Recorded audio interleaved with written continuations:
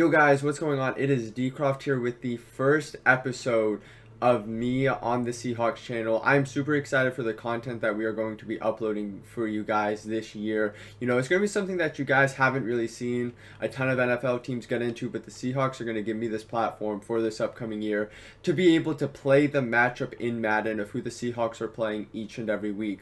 This week, we obviously know it's the season opener, and we are playing the Indianapolis Colts. And what's super cool about this series is that we are always going to be playing the club champion or just a influencer within the Madden community of that team. So for those guys that have been a part of competitive Madden, obviously know one of my closer friends, Michael Spoto, has been the 2 times Colts club champion. He is the one that is joining us today to be able to play as the Indianapolis Colts.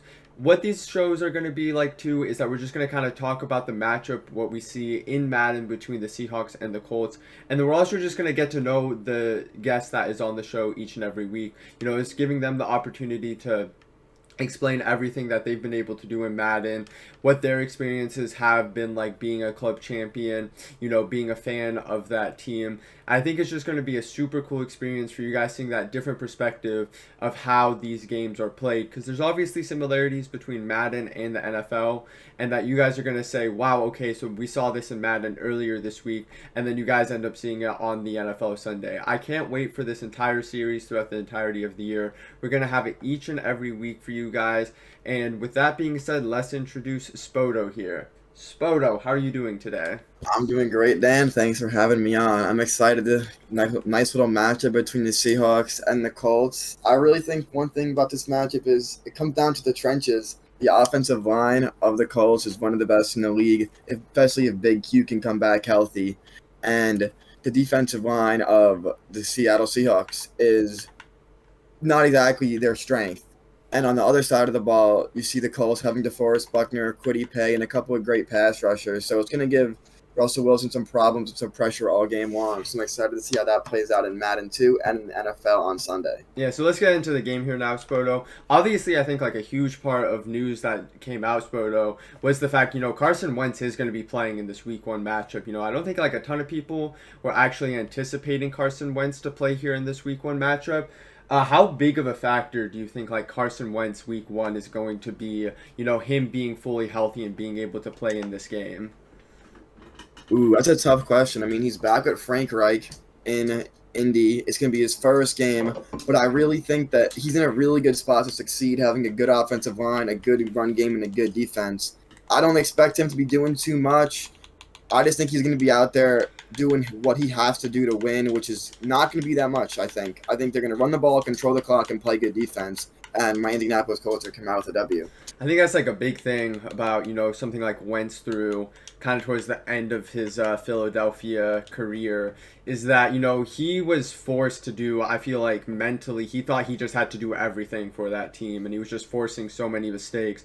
Obviously, for him going to Indy, it's going to be a lot less stressful in terms of everything. He's going to be able to, essentially play as almost a game manager with how good that offensive line is, on top of how good that defense is. And then I think the big thing is how good the Colts running back room is. Obviously, they're getting Marlon Mack back, who is going to be healthy. And then they're also going to have, their rookie star last year, Jonathan Taylor, hoping to take that second-year leap even further this year, on top of a really good third down running back in Nyheim Hines as well.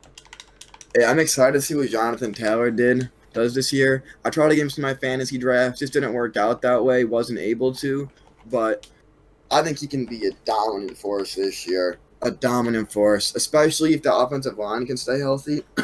I don't see many ways that this team does not go far. As long as Wentz can manage games, really. Yeah, it really is just going to come down to quarterback play. When we talk about quarterback play, obviously the Seahawks probably have one of the bigger advantages with the entirety of the NFL with quarterback play, with having Russell Wilson. Would you say that, the Seahawks season is probably going to always come down to the level that Russell Wilson is playing at? Oh, I think that's almost always the answer. Because there's seasons where my bad. There's days where Russell Wilson looks like the best player in NFL history, then there's days where he just does not perform. And I think if he can show up and perform with DK Metcalf, now drafting Dwayne Eskridge, still having Tyler Lockett, I don't see many ways that this team gets stopped. So I'm excited just to see how it all plays out. Oh, good play. I couldn't get there, my user. Just a little too slow. Ooh, good hit, though. I think Good hit. a huge thing with the Seahawks too is you guys are going to just see throughout the entirety of this is almost probably the best weapons Russell Wilson has had in his entire career. You know, DK Metcalf blew onto the scene last year, you know, led the Seahawks with the most amount of receiving yards in a single season in history. Obviously, Tyler Lockett broke the record for the most amount of receiving yards in Seahawks history as well. And I think like another huge thing about the Seahawks this year, you know, they're getting a healthy Rashad Penny and they have a super talented running back room. I think the super X factor within the Seahawks this year is going to be Gerald Everett, obviously our new free agent signing from the Los Angeles Rams. You know, he's I think really like a perfect tight end for Russ in terms of Never what got he's that pressure already, too. You see this DeForest Buckner having an impact in Madden. Got to see if he has that in real life, but he got paid this offseason, so I'm expecting him to come out on all cylinders and really work. He's a great player, honestly. Yeah, no, definitely. DeForest Buckner, you know, Russ has been forced in this game so far to have to roll out from the pocket a lot. You know, I think that is something that we are going to see a lot more from Russ this year. You know, Shane Waldron, that new offensive coordinator for the Seahawks this year, really, you know, had an emphasis in that Rams offense last year in terms of what he did within it. I would be surprised that, you know, if Russ wasn't on the move a lot more this year in comparison to what he was in previous years. You know, last year Russ was also asked to do a lot within the offense and everything, and I do think Russ this year is going to, you know, still be asked to do a lot, but I think it's going to be look a lot different than what it has been in previous years. Who was your guys' first round pick this year? I forget. So we did trade our first round pick for Jamal Adams last year. That was That was part of the trade. deal. And that's how the Jets got Barrett Tucker. That is how. Yeah, okay, I remember now. My bad. And then obviously though the Seahawks, we just showed them the first overall draft pick was Dwayne Eskridge, and I do anticipate you guys to see stuff like that. You know, Dwayne Eskridge, you know, I do think he's going to be a really good gadget player for us. You know, he's kind of that perfect like number 3 receiver for us. He's anticipated to have a super huge role going into the start of the year. I would be very, very surprised that if he didn't continue to have a huge role throughout his entire time that he was in Seattle. But, you know, the Seahawks draft class this year, you know, we didn't really have a ton of picks. You know, we think had ended up 3 total draft picks. You know, Trey Brown in the 4th round, and then the 6th round we had the offensive tackle. Don't know how to say his last name. No, his first name is Sam. But those are kind of our 3 draft picks from this year. But we really did do a lot within free agency between getting Gerald Everett. You know, we traded for Gabe Jackson with draft picks, who is a big upgrade to our offensive line that I know Russ has been talked to about tackle, so much. Leonard. Wow, that was pretty lucky. I'll take it, though. And nice then, little 4th-1. Big play early. Play early. And this is a place last year the Seahawks really did execute super well, was this red zone percentage. You know, they were able to get touchdowns at, I think, the top 10 rate within the NFL once they were in this area of the field. And these are huge plays within the game. You know, Pete Carroll, throughout his time as the head coach of the Seahawks, hasn't been that aggressive with going for first downs. Going for it on 4th down, excuse me. I do anticipate him that, you know, he's a little bit more aggressive last year. I do think as time goes on throughout the year, he'll continue to be more aggressive. Here we go. There, we blow it up. We blow it up. Kwity Paye. Carson. I think it was Kwity Paye. It was. Chris Carson. 51. Makes a play. That's a big stop. I mean, even in just like the NFL, in Madden, that you have to score when you get down here. You cannot give up possessions like that. I think like a huge thing for both of us as Madden players, you know, Madden players are typically always really aggressive on 4th down. I think a big way that we look at it, Spoto, is especially after you've had that long drive, to settle for 3 in that situation. It's hard to do. It feels like in Madden 22. It feels like a huge loss in that situation. Another big reason why a situation like that, why you would want to go for that, in my opinion, in the NFL as well, is because you have so much time left in the game to the point where even if you don't get it, you'll still have time to end up overcoming it by the end of the game. Not bad. Yeah, I mean, when games are so short, taking 3 hurts, and Madden 22 is a really offensive game, so like going down, showing a lot of your cards, showing your big plays, showing your money plays, and then having to not get 7 out of it, it hurts. Once again, when you get 0 out of it, it's even worse. But it's a long game. It's only the 2nd quarter. And then obviously here too now, I'm essentially just forcing you into a long field here. It's Yeah, of going to be. course. And now it is harder for me to score here and get points. And if you hold me to 3, you're in a good spot. So I throw this. I don't even know. Ow. That's a super laser right That is there a by super laser. I Spoto. wasn't sure if I could throw it, but I had to try him. I had to try him. So Spoto, somebody in chat right now is asking about what's your experience been as the Colts Club champion? What have they given you in The terms of like Colts Club swag and champion, everything? I love being the Colts Club champion. They always support me. They be DMing me on Twitter. They be helping me. They be sending me gear. I have a Colts jersey too. I always wear. It has my last name on it, and they're just a great organization to represent. What was the hype video? I think I remember last year. It was the mascot. It was Mhm. I'm blanking on his name. It was like the colt. That was the horse. I don't remember him. I'm not sure what his name either, but last year, so Spoto, he won the club championship in Madden Won in 19. 19, didn't win it in 20, Hmm. and then won again in 21. And In- now obviously Club is gone, so I will be forever be known as the Colts Club champion, which is obviously a great honor to have. But last year with the club championship and everything, they did a lot of cool things in terms of like having players and just anybody a part of the team, just congratulate these players that had won the club championship. And the thing for Spoto is that they had their mascot, send him like a video congratulating him and everything. And that's another cool thing about being your club champion too. You're going to get all this cool gear too from the club, from that team. The Seahawks have helped me out in terms of getting a ton of cool stuff. I do have the Seahawks signed football right here, DK Metcalf, and then obviously my own custom jerseys as well. And yeah, you guys are going to see here, I think this is more of one of the underrated parts of the game that isn't being talked about is the Seahawks defense against the Colts offense. So much is going to be talked about, Russell Wilson against that Colts defense that has been so good for so long. But I really think the Seahawks defense, I think they are looking to take a lot of huge strides this upcoming year. We've changed a lot within our cornerback system. There's been quite a few question marks in terms of, who's starting and everything. But I think they've done like a really good job. We have one of the better safety duos in the league with Quandre Diggs and Jamal Adams up top. And then on top of that, we did just acquire Sidney Jones, that UW alum who has a lot of talent but's had a couple of issues staying on the field throughout the entirety of the year. I'm just super excited to see what Pete Carroll can get out of him. I think he's a really good fit for us. And then you obviously have people like DJ Reed, and then you also have people like Trey Flowers, who I think is going to be two great additions for this upcoming year for us. Ooh, I need that ball. I need that ball, coach. Yeah, and you guys are seeing, Spoto alluded to it early, but essentially Russ almost every single time, our offensive line, granted it did have a huge upgrades through this offseason with the addition of Gabe Jackson. The Colts defensive line is just so good with DeForest Buckner. Obviously, the Seahawks fans know what it's like to play him between the time that they have seen him as a 49er. They just know that how dominant of a force that he can be for them. And I really do think that within this game, for the Seahawks to have a lot of success, getting Russ on the move is a huge thing that they need to be doing.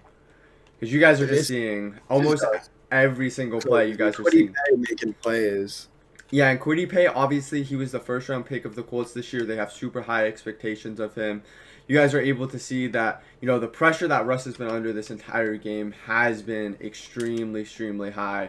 So it will be interesting to see how the Seahawks want to manage this defensive line, because that's obviously such a huge part of the NFL is, blocking schemes and how they want to defend things and everything. I mean, you saw it in the Super Bowl. Like, it was just, if you can't block the front seven and you could just allow your defense to only rush 3 or 4 people and get pressure, it's going to be a long day for the quarterback, because the DBs are going to be playing soft. They're going to be biting on a lot of stuff. It's just going to be difficult to move the ball if your offensive line is having a bad day. Yeah, and right here, obviously, for anybody that does normally watch the NFL, this would obviously always be a punt situation in the NFL. But in Madden, we do typically go for it on 4th down. So you guys will see here specifically that, a lot of the 4th downs that we will go for it, just because of how short these games are. It's a very Madden tendency, to be able to go for it on 4th down. So do just realize that, these games, we are trying to, both me and Spoto are trying to win the game. So even though, the smart thing in the NFL would to always be punt there. In Madden, honestly, punting there is a really risky situation, because it's a bad spot to be in, because if you let me get 3 points and get ball out of half, the game is almost over. So it is a good choice from a Madden perspective.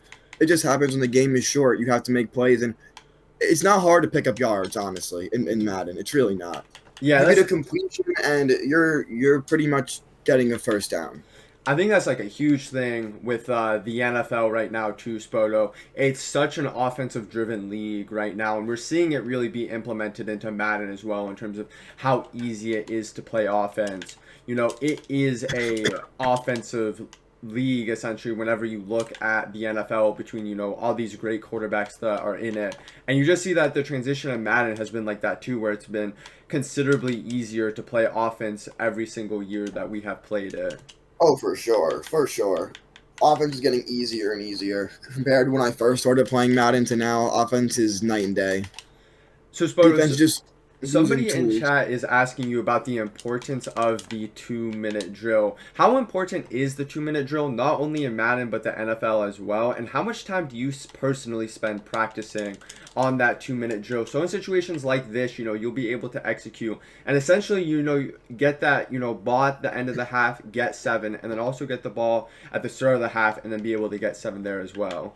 I mean, 2 minute drill. Madden's almost always a 2 minute drill. The games are so fast and so short. You have to be playing fast at all times, and a lot of this happens a lot where you need points before half, and you can't really wait around for them. So honestly, that's the thing I practice probably the most is 2 minute drill. And in the NFL, it's the same thing. Whether it's like double dipping the chip and getting 3 and then getting 7 at a half, or if you're down points and they're getting ball at a half and you want to tie the game or gain a lead, it's the most important thing is being able to keep the defense off balance, move fast, and honestly not get penalties. And obviously in Madden there's no false starts and stuff like that, but you watch a lot of these 2 minute drills and you see a lot of penalties. It's a good play too. And that's Ooh, super important right there. Spoto just talking about it, being able to get points at the end of the half of like that is huge. I will say though, so far throughout this game, Russ has been under so much pressure that we haven't really been able to get, our receivers involved as much as I would have liked. Obviously with the Seahawks having DK, having Tyler Lockett, that is kind of the focal point of our offense that people look at in terms of being able, when those two guys get going, it's going to be a good day for the Seahawks every single time. So I definitely think that, a big part of this game is, getting Russ outside of the pocket and then being able to take those deep shots to those two great players. I think DK is the big one right now. He had that big 4th down catch on that drive, but I think for the Seahawks to have success throughout the game on Sunday, that they're really going to have to get him going early and often. Oh, for sure. I mean, this could be the best wide receiver duo in the league. Yeah, so I don't really see who's better than them. Can you think of one? Yeah, I mean, you obviously have people like the Bucks receiving core is obviously a great receiving core between, it's really a trio there, honestly, though, between Chris Godwin, AB, and then you also have Chris Godwin and Mike Evans there. That's a great receiving duo that they have there. The Vikings, Justin Jefferson Vikings are great too. Broke onto the scene. I think the big one, honestly, and it really just depends on his health in terms of, a great receiving core, that could challenge the Seahawks. Two receivers as the best duo is A.J. Brown and Julio Jones. Julio Jones obviously injured last year, so you don't exactly know what you're going to be getting from him this upcoming year. But if from what anybody has seen, if Julio Jones is fully healthy, he is going to, just dominate in that offense. Probably the most fun offense to watch the whole season. Yeah, you have a player that had 2K rushing yards last year. Isn't. They have a young wide receiver who's just electric. Julio Jones, who's just Julio Jones. You're bringing in Henry. Like, that team is, going to be fun to watch. Fun to watch. 100% agree with you on that one. It's gonna be an exciting year for everybody. There's so many new talented duos and everything within the league. I love the NFL season. I cannot wait to be able to watch the NFL season. Obviously, at the time we are recording this year, too, the Bucks and Cowboys game is about to start soon. About to start. So, NFL season is about to kick off. Yeah, so Spoto, that's about an actually hour or a so. question within chat too. So obviously you do represent the Indianapolis Colts. You know, you live in New York though specifically. So, you know, obviously you're a Giants fan here there as well. What made you decide to become the Colts club champion? What was intriguing to you about the Colts when you decided to first start to rep them in back in Madden 19? Well, I thought that I had a good chance to win it, truthfully. And they're a great organization. And I've always been a fan of the Colts because I was a huge fan of Peyton Manning because of Eli. And at the time when I was choosing on what club to do, my friend was the winner of the Giants, so I didn't want to play him. So I went to my second favorite team, and that ended up being the Colts. And it ended up working out great for me as I've won twice and now have a pretty good relationship with the Colts. And that And is I'm on something here, so. that you guys will see throughout the year, by the way. You know, a lot of us have friends, you know, that are the same team of another fan, or the same fan of a team, you know. And, you know, we end up deciding to then essentially just go to our next favorite team. For example, if I end up having to ever pick another team to play with, it would probably be the Cincinnati Bengals, you know, just because of the relationships I've been able to grow with Joe Mixon over my time within Madden. So that is something that you guys will see here and there that, you know, even though all of us aren't necessarily, you know, a huge fan of the team like Spoto is with the Colts, that they obviously have been able to get this super cool connection with that team through Madden and everything. Obviously, for myself personally, you guys see in the background the two jerseys. I've been a huge Seahawks fan my entire life. You know, Spoto obviously knows about how much I No, love the you're a huge Seahawks. Seahawks fan, of course. And it's just like a super, super cool thing in terms of being able to have that connection with a team within Madden and everything. And then obviously, you know, the Seahawks and what we're doing here this upcoming year, I'm super excited to be able to do with them and to be able to essentially just show you guys what everything is like within Madden. So Spoto, somebody in chat is asking you, what is your favorite experience that you've had in Madden? Not just with the Colts, not with a Oh, specific team. Like, what ooh, is that's just a your tough question. overall I mean, favorite experience within Madden? it's got to be. Although I didn't win it, it has to be the Michael Skimbo games. It Mhm. has to be those two in Madden 19 Bowl. Game one and game two were both insane. I'm not gonna lie, I still watch them back to this day. So for anybody that who is wondering who is Michael Skimbo, if you guys have ever looked into the Madden scene, Michael Skimbo is highly regarded as one of the best players to ever play within Madden. He has won 3 championships over his time within Madden, and you know he's a little bit older now. You know he was amazing in like Madden 17 and Madden 19 was kind of like his like It prime. was like 16, 17, 18. He was Mhm. insane. That And was his time. And then essentially, though, in Madden 19, what Spoto is talking about right now, in Madden 19, so the final tournament of the year, which is considered the Madden 19 Bowl, you know, that was the, you know, biggest tournament that you could be competing in. And Spoto actually ended up playing him twice and ended up winning both games. It's one of the, you And know, they were pretty electric games too. If you it, haven't seen them, look them up on YouTube. It's a good watch. it's Both of them. definitely one of my most favorite games to go back and watch. You know, it was crazy. You know, that was when I was first getting into Madden too. So to be able to see that, you know, that type of like passion and everything from Madden, you know, it was just a super super neat and cool thing to be able to That do. was like when we first met. That was like the Mhm. first tournament that you really helped me out on. Yeah, so Spoder and I have probably known each other since what, like It's like middle of Madden 19. So that was yeah, like, uh, 2019, like somewhere like yeah, early 2019. So yeah, around there. that's when Spoder and I first met. That's also when I was personally coming onto the scene in Madden and everything. You know, I was relatively unknown for that first year. People had like heard about me, but I just hadn't played like a ton of games online at these big events yet. So not a ton of people had heard about me.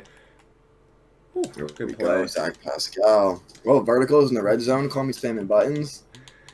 But yeah, so that was a that if you guys want to watch that, that's one of the best games ever. Obviously, Spoto being a part of that, you know, playing Skimbo not once but twice, and then also being able to beat him twice as well.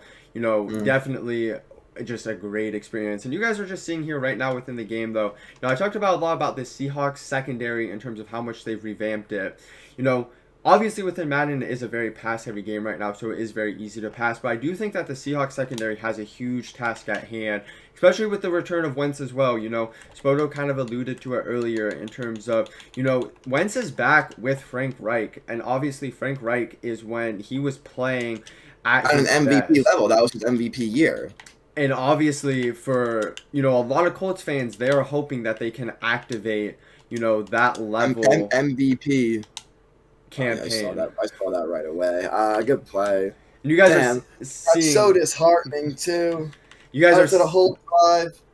Yeah, no, you guys are seeing right there, though. That's the thing about the Seahawks offense of how explosive it is. You guys are going to see DK one-on-one, is borderline unguardable. There's really maybe Spoto. I think the only corner that you say could go up against DK Metcalf throughout an entire game one-on-one right now would have to be Jalen Ramsey, right? Jalen Ramsey, yeah, for Yeah. sure. So DK Metcalf against Xavier Rhodes, that's a mismatch. Obviously throughout this weekend, Russ is going to be able to see that on Sunday. And I think, as I said earlier, that's, DK had kind of that quiet first half. He did have that big fourth down catch. But for the Seahawks really to be playing at that highest of level, getting those receivers going, I think is such a huge thing. Speed matters a little bit less, though, in the NFL compared to Madden. Having like 89 to 95 speed is the difference right there. Mm. So I think in the NFL, you can definitely give help on DK Metcalf better than you can in the NFL. Or better than you can in Madden, rather. My fault. What did you hear about DK and the Olympic trials photo about him actually competing in the 100 meter? Yeah, That was I heard about that. That was definitely a super super cool experience in terms of just an NFL player being able to do that. Obviously, you hear a lot about like Tyreek doing that stuff as well. Having that bet against Usain Bolt that might end up happening. I'm not sure about that, but these players that we're talking about here are world class athletes. It's not just NFL elite speed. They are some of the fastest people in the entire world. Oh, of course. Like the speedsters, everyone in the NFL is blazingly fast, but the speedsters are real speedsters that can really run with anyone in the world. Guys like DK, guys like Reed, Jamal Charles when he was in the league. I was watching some Jamal Charles highlights the other day, actually, and he was the only person who could really remind me of Tyreek Hill with how fast he was and how much faster he looked. Yeah, Jamal Charles was definitely his prime was insane. His prime was short, but when he was in it, he was dominant, and you could see why he was dominant.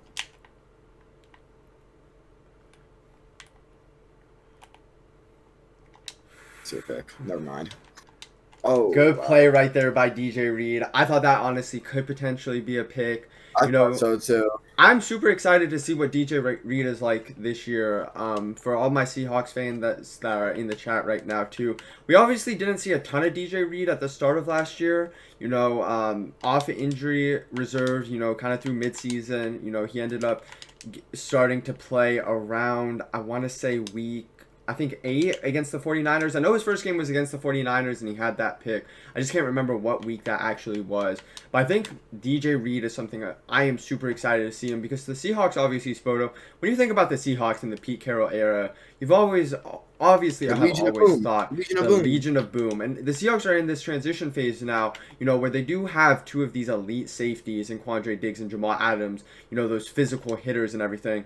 But their evaluation of corners have definitely changed quite a bit. They drafted Trey Brown, who was an under 6-foot corner. DJ Reed is under 6 feet as well. So you're seeing the Seahawks almost take a transition, with how they evaluate corners and everything. And I'll be super interested to see, through this upcoming year, with the opportunities Trey Brown may get, and then DJ Reed most likely being a starter for us this year. Yeah. I'm super excited to see what it's like in terms of what the secondary is going to be able to do. But one of them is probably going to have to step up and become a really good player. Mm-hmm. And if that does not happen, the secondary for Seattle could definitely struggle this year, I feel like. And definitely talking about stepping up right there, Sidney Jones with a great tackle right there. I think Spoto, honestly, that was one of the more underrated moves of the offseason. A 6th-round pick for a player with the amount of potential that he has. He was viewed as a first-rounder before that Achilles tear at his pro day in college. I am super excited to see what he's going to be able to offer us this year. I do anticipate him to be a little bit more eased in for this upcoming year. I don't think he'll have a huge role to begin the year. I think when you start looking at like the playoff hunt time, that he will have this huge role. We gotta go for this. They're telling me to kick, but I think I'm gonna have to go against Ask Madden and just find a play here. Yeah, so chat, let me know in the YouTube comments and in chat right now too, what would you guys do in this situation? You know, obviously Madden players we talked about a little bit earlier are aggressive in this situation. You know, obviously the kicker for the Colts, Blankenship, you know, the former Georgia kicker is a very good kicker, but you know, a 56-yarder is so difficult to make. I would be surprised that, you know, honestly, many NFL teams actually would go for this. I do think this is a situation that not only in Madden, but also in the NFL that you are most likely going to go for. And these are huge plays within the game too that, you know, make or break. I mean, this nearly decides the game right here, for being honest. Oh, I was too Wait slow. to get out. Get him out. Oh my goodness. Oh my God, that was so close. That was so close. Wow, I honestly thought right there. I thought it was going to stay in bounds. I was afraid to throw it and get an overthrow, so I just had to run for it. Ryan Neal with a huge hit right there. A gigantic hit. But obviously have all three of my timeouts here still, so definitely will still have my opportunity to win. Right there, Jamal Adams hoping to force a fumble right there. Obviously now we're going to take my first timeout here. You know, it's going to be difficult for me to win this game. I have to, you know, I have to stop the run here for under 3 yards back-to-back times. And even if I'm able to do that, I'm not going to have a ton of time left within the game. We're going to have to go with a little dot. But you got time. Honestly, might not have been the best decision. Yeah, so right there, honestly, 40 seconds. Even though that you did end up getting the touchdown there, that is going to give me a chance now here at the end of the game. And when we talked about those explosive playmakers that the Seahawks do have between Tyler Lockett and DK Metcalf, this is where they have to shine, you know. You know, we talked about the 2-minute drill and how important it is earlier in the game. So hopefully in this situation, you know, hopefully we are able to get something going. I think in these situations, as a Madden player, you know, Spoto, that first down is so big. Once you get that first down, you just start feeling in that rhythm. You start feeling like you're in a rhythm. You're in a rhythm. Your first play cannot go backwards, and it cannot take a timeout and only get 3 to 4 yards. You want it to be a first down or a throwaway, really. Yeah, definitely, 100%. And in this situation, too, you know, you just can't have any more negative plays in this situation. Oh, of course any not. type You just don't have time. You just don't have enough time where you can make it back, unfortunately. Yeah, so we're going to see even right here, DK Metcalf underneath right that's a great there. Way to start at 17 yards, 6 seconds in a timeout. That's a great way to start.